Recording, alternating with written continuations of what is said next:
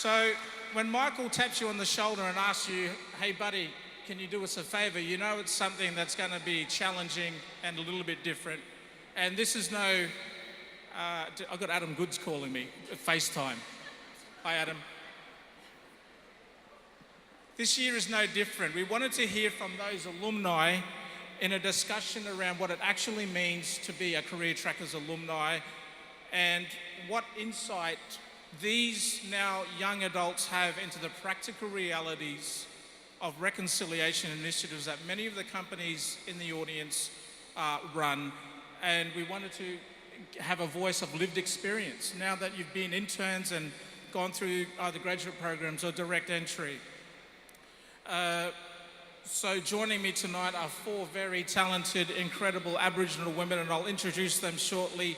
They've signed up for a highly intensive leadership program, and it's actually bonded you all together to think about your collective impact and your connection to your respective communities. But I'm not going to be asking all the questions tonight. Can we get on the screen the Slido facility?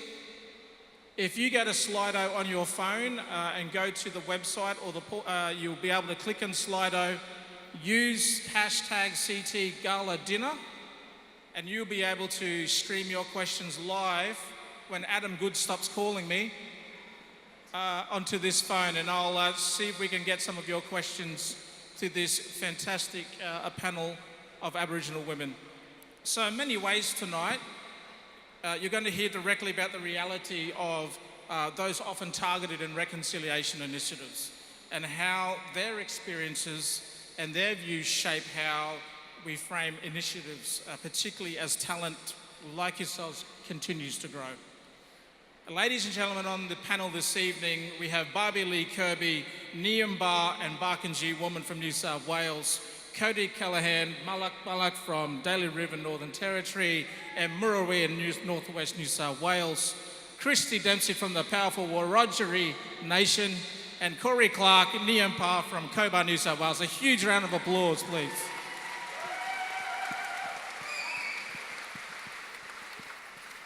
So this is a bit of Q&A, or as blackfellas like to call a Q&A lookout. So Barbie, you've actually been this week on the Australian article, which is fantastic. But if I actually point you over to that stage 3 years ago, you won Student of the Year. And one of the things that you said in your speech was, the path you choose in life is the path you create, not the others that may indirectly choose for you. Do you remember saying those words? Well, I'm wondering, what does that actually mean? Does that still ring true for you? Most definitely. Currently I have 5 young girls from Brewarrina, my hometown in northwest New South Wales, up the back. 4 of them are my little cousins, and 1 of them is my niece Tara Lee. And, you know, graduating school, going off into university, and then getting this amazing opportunity at Qantas, I found myself struggling to navigate in the corporate space. And one of the reasons is because I didn't have family that worked in the corporate space. I didn't have people to bounce off to ask those silly little questions. So that rings true to me, because when I think about the path in life and you know what people indirectly choose for you, I think about those 5 young girls down the back and what kind of standard I want to set for them. You know, as alumni, we are heading into a new phase of Indigenous empowerment. We have Indigenous professionals working across different, you know, various industries who are breaking ceilings, and if not trying to break ceilings and set a new baseline for young girls like those up the back. But that comes with investment, and that comes with investment in alumni. I like to use the example from NRL. I'm sure you all, well, most of you would watch rugby league. You know, we have feeder clubs, we have the Premier League, we have the Premier League that feeds into the first grade. And in Premier League, yeah, they train, they go through intensive training, but then they get so good that they go into first grade. So very much like the interns, they graduate university, they come into the corporate sector, they get their experience, and then they go into to graduate positions in the corporate space.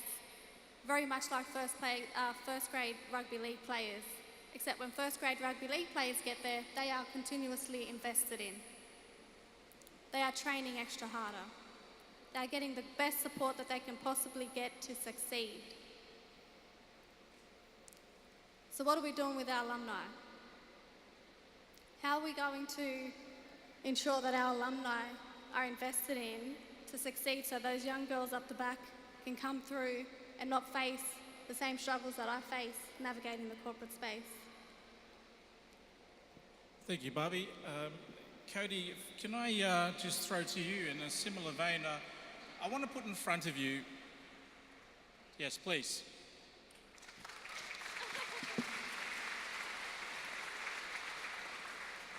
I want to put in front of you because there's a lot of expectations for Aboriginal and Torres Strait Islanders when you're working in large corporates to be all things to all people when it comes to Aboriginal and Torres Strait Islander issues. You know, you're the go-to person for everything related to blackfellas and what's happening. And we've seen a few issues in the last few days, which we won't get into today. But even if you're not in that area, if you're not working in the community or reconciliation space, what is your view about your experience in this type of perception? Because you don't work in the community or reconciliation space yourself, do you? No, that's right. So I think for me, when you understand that Aboriginal and Torres Strait Islander people make up only 1.7% of the entire workforce in Australia, it's not uncommon to then, understand how companies, when they are, they get these young, talented interns and then graduates, they want to use them to drive their RAP initiatives and reconciliation action plans because, we ultimately do hold the right knowledge for them to be able to do that properly. The problem that I see and the problem that I think a lot of us experience is when we are pigeonholed into being, the Aboriginal lawyer, the Aboriginal graduate, the Aboriginal doctor, when in fact we are so qualified, we are so diverse, we have such a broad range of skills and value that we bring to the role.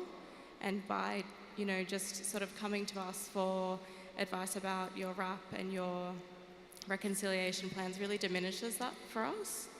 And I'm really, when I was thinking about that, just then when you were talking, I studied a Bachelor of Art Theory and Social Research and Policy at UNSW, and for a long time I was really passionate about being a curator and working with artists, and that was something that I really loved.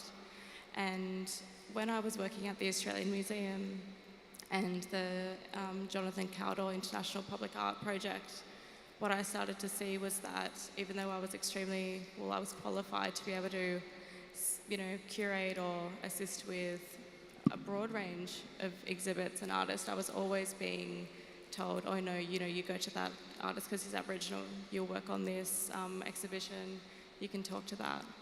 And now I'm really fortunate because I work at the Commonwealth Bank and they have an entire team that is dedicated to their RAP initiatives because they understand that if you want to take it seriously, then you need to invest in it. To Barbie's point, you need to invest people who are skilled in it. You can't just grab interns. You can't just grab our young graduates. Yeah.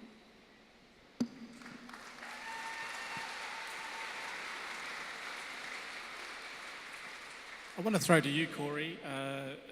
You're taking a unique career path as well, in a one would say, a non-traditional role in construction.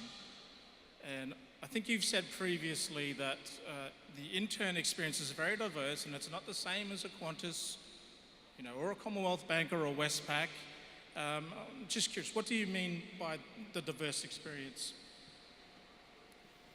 I think what I meant when I said that was, well, I can't speak for everyone that's interned so far, but from a personal experience I think of, I'm sure as all the interns and alumni did, a personality test when you first enrolled in the program. And it actually assesses where you are best suited based on your personality. And originally I was matched with Macquarie Bank, and as much as I like numbers, I'm so fortunate that I never went to the finance sector. I'm sorry. And I ended up interning at Qantas for 3 years. After that, I was able to go into construction now at my current role and working in HR. And you know, you just look around the room and look at the companies that are here. You look at where all the alumni are working. You look at even just some of the people that invest in such things like our leadership program that we were lucky enough to attend. And it's no wonder that no one experiences the same thing. And I think that we really have the opportunity to draw on that and to make sure that we're making the most of events like this and to create networks for the lasting impact of the program.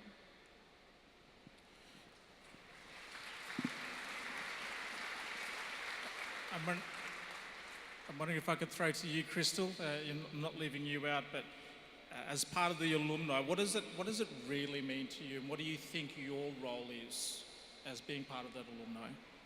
So the alumni, our main role is to pass down knowledge and experience to new and upcoming interns in the CareerTrackers internship program. It's about replicating what we've learned, allowing them to excel in different fields.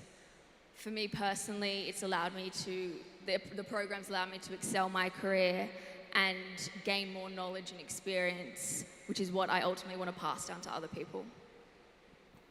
Thank you very much, Crystal. Can I, thank you.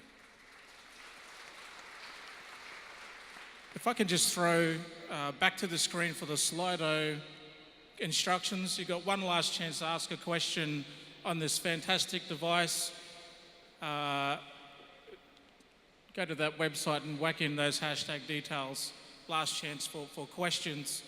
I want to throw to anyone else on the panel around that question I just posed to Crystal. I mean, the alumni is a big tag, especially in this environment. There's 1,000 strong. What does that mean for you, if anyone wants to jump in around what your role is in that particular role?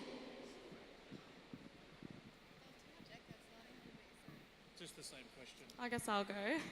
I think looking around the room tonight and hearing a lot of our speakers, you would have seen that we are incredibly diverse, not only in the things that we're studying, in our personalities, in our backgrounds, in our interests, our passions. So the alumni tag means something different to everybody, but I think what binds us all is this conviction that we all have to give back to that next generation, that younger generation, because none of us would be here if we hadn't have had that same support ourselves, and we know the value of that. Yeah. So for me, that's what it's about. I'm glad you answered that, because I'm going to keep going with you, because you've previously said as well that there's a lot of pressure when you've been labelled a leader this early in your career, and going to a little bit about Barbie said, similar to the NRL, but you've also said that in your family and your community that you take up that leadership role naturally. So can you talk about that bit of tension around what that means for you? Yeah, so I think like a lot of the alumni in this room, I was the first person in my family in my immediate family to actually graduate high school and also graduate university. And I'll never forget, the look on my mother's face when I, got my double degree and got into the Commonwealth Bank. Like, she was so proud, and I think, that's the case for a lot of us. And so we take up this natural sense of leadership. We want to give that back to the next generation. We want to make sure that, in a few years to come, like my younger sister, she will have gone through uni. Our children are going to go through university. It will just be a norm. But I think at the moment we face this problem where we are still so young in our careers, and we're still so, new to the corporate environment, that we've got this pressure on us to be these sort of, and I don't want to sound insensitive, but sort of like these model minorities where we don't have the room to fail. We don't have the room to grow, and that's where we are right now. We need more support, and to Barbie's point, we need investment more than ever. Yeah. Thank you. That's great. I've got some questions coming through. KB, you've sent this question through. Thanks, KB. You've asked, and this is for anyone on the panel, what can managers out there who are part of these organisations that are in the audience, what can they do to make it easier for other managers to support Aboriginal and Torres Strait Islander staff in the workplace? And particularly, it's similar to the, what do you think industry needs to do to support people like those around this table, particularly those how other managers, what do they need? What sort of advice could you give? I think that managers need to help other managers through mentoring, coaching, gaining new experiences, and just attending events and saying yes. A lot of what I've learned through leadership is that it's a special type of influence that you need to take, that you can give to other people, and it's important that you share your knowledge and extend it and replicate it to other people within the company, within the business. So yeah. Fantastic, thank you. Hello? Hold on. Hello? Awesome. I think it's also might be a little bit beyond managers too at times. I think there could be a potential opportunity to create a culture change, especially when it comes to reconciliation action plans. I mean, I just spoke about the young girls up the back and, the opportunities that they can have coming through, as Cody mentioned, after us, holding that door of opportunity open for them. But what does that mean when we have this continuous culture around trying to make RAP targets, employment targets, Indigenous employment quotas? What does that really mean? And I think it goes back to that investment. I mean, if you invest meaningful ways into creating, real career trajectories for alumni, that's a culture change, and managers will get on board regardless.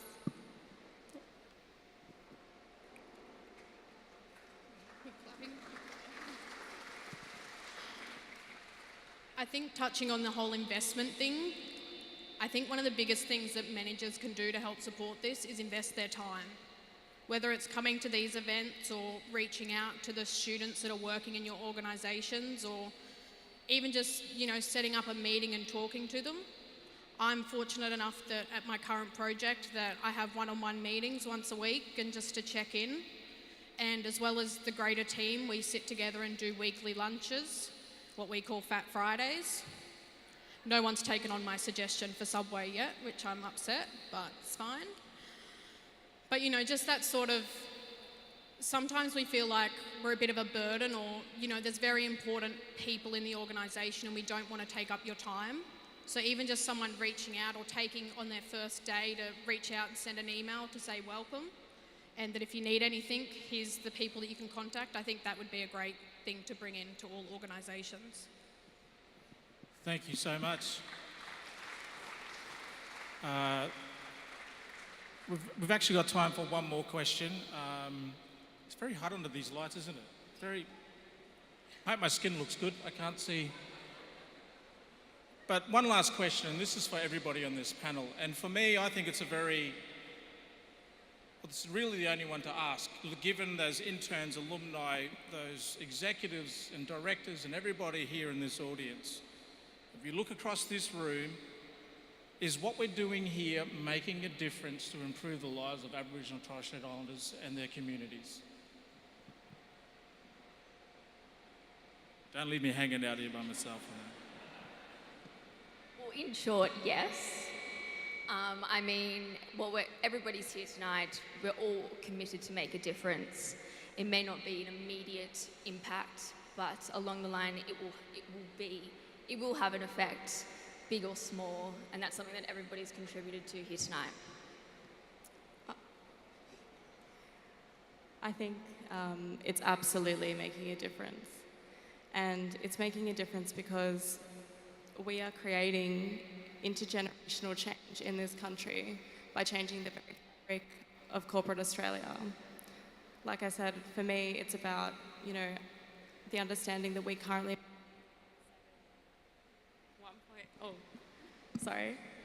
1.7% of the entire Australian workforce, and I'd like to see that changed.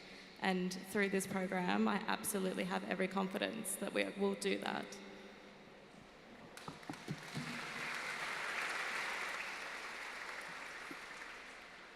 I was just going to say something very similar to what Cody just mentioned. I mean, it's remarkable to have so many corporates here tonight and non-profit partners.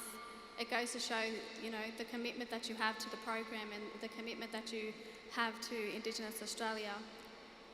And off the back of what Cody said, creating that intergenerational change, I just want you to know how much it means to not only an individual when you invest in us, but you are investing in our families, and you are most definitely investing in our communities. So thank you.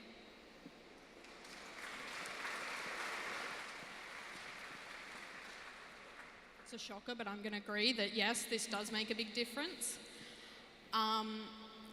You can just see it when you talk to any of these girls up here, or anyone in the room for that matter, of what they're achieving, whether it's in their personal lives or careers. We wouldn't have had this opportunity otherwise. I know some of these guys are starting up their own organisations to take back to their hometowns, like Barbie is, and I think that's a remarkable thing. For me personally, it's had an impact on my family. So my brother's a functioning alcoholic, and he actually started rehab because he saw the improvements that were being made throughout this program. So